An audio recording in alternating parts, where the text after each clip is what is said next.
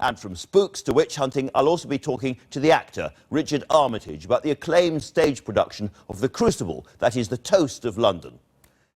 Now, whether saving the United Kingdom from terrorism in Spooks or saving the Hobbit kingdom of Middle-earth, Richard Armitage has had plenty of experience on screens big and small as an action hero. His latest role on stage in London is as John Proctor, the flawed and great hero of Arthur Miller's best-known play, The Crucible.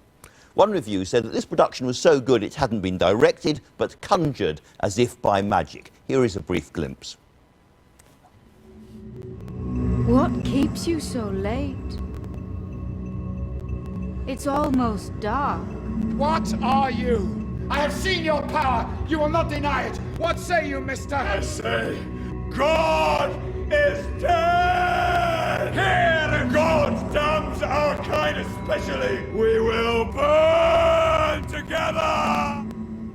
Now, it's got air conditioning, the theatre, but you leave drenched in sort of sweat because of the sheer emotion and power of this play. You're on stage, what, 3.5 hours, more or less, each time, 8 times a week, which adds up to a whole day on stage every week. Yeah. It must be physically shattering. I kind of wish we could do it all in one day and then have the rest of the week off. But yeah, this is my Sunday morning voice. But yeah, it is. It's emotionally draining, and you know, we're about a third of the way through the run, but already the show is changing and evolving. It's still kind of moving forward. Yeah. Does it make a difference to the audience in on the night? Can you feel a different audience every night? Yeah, I've deliberately not read any of the reviews, but you can really sense what the audience is coming expecting, and they're living and breathing the show with us. They understand it so acutely, and they gasp and sigh in the right places. So it's really wonderful. Now, this is a play which generations of school children have been given and told that it's all to do with the Red Scare, McCarthyism in America.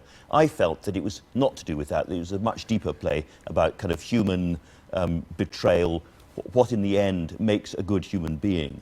Yeah, I think what's really magical about it as well is that Miller understood that he was writing about something which was happening to him, but he knew that it would happen again and again, and so he went further back in history and you know, went to Salem because he realized that by taking a parable, it would transcend his own time.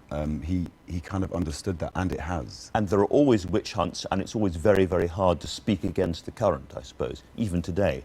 Can I go back to your television work? Because Spooks is, I'm afraid, what most people know, if I say afraid, but it was one of the very rare, long-running British series of that time. Most British series, you have 3 or 4 episodes and then they disappear again. Spooks went on for a long time. Did you feel that was a kind of as a big moment in the development of British drama of that kind, TV drama of? Yeah, I feel like Spooks is maybe the last of its kind as well. We shot on film, so it had a particular look to it. I joined the series in series 7, but it always felt like it was a new event for me. And what I loved about it is that it was always just on the edge. It was slightly ahead of its time in terms of what was happening in the news. And very political. There was always a political line. It was about Islamism, it was about right-wing groups. There was always some kind of news-related theme. And I think you had specialists from MI6 and people helping you. We did, and when I went into the show, we had someone from the CIA and someone from the the Russian spy. FSB. TSB. No. It was just very interesting to talk to those two opposites of it. Really? Yeah, fascinating. fascinating. Yeah, absolutely. Well, it was a great series. Now, if I may say so, you don't look like a hobbit. You look a bit big for a hobbit. How did that happen? Was it a big surprise? Yes, it was. It was something that I was very surprised about. I questioned Peter Jackson about it endlessly, but he was adamant that he wanted big guys to fight like warriors in his movie, and so you know, I see. Everybody I've talked to who's been involved in the Hobbit and the Lord of the Rings sequence talks about it with a kind of romantic enthusiasm, which is interesting. Did something sort of special happen? Was it the fact you all stuck out there in New Zealand? What was it? Because everyone has very, very fond memories of those films. It's absolutely that. You know, you go. It feels like you're making a home movie in Peter Jackson's back garden. You know, New Zealand is such a magical place, and you do feel like you're entering Middle Earth, and you sit opposite Gandalf, and you know, he brings his cast to his dinner table, and you know, it's really a wonderful experience.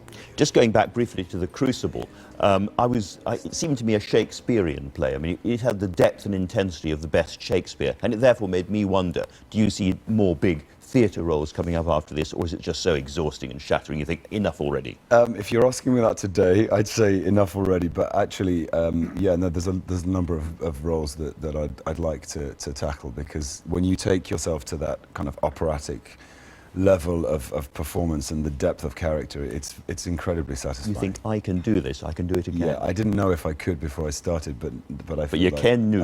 I do now. You can do. Richard Armitage, it's been an absolute privilege having you on. Thank you very much indeed for joining Thank you us for today. having me.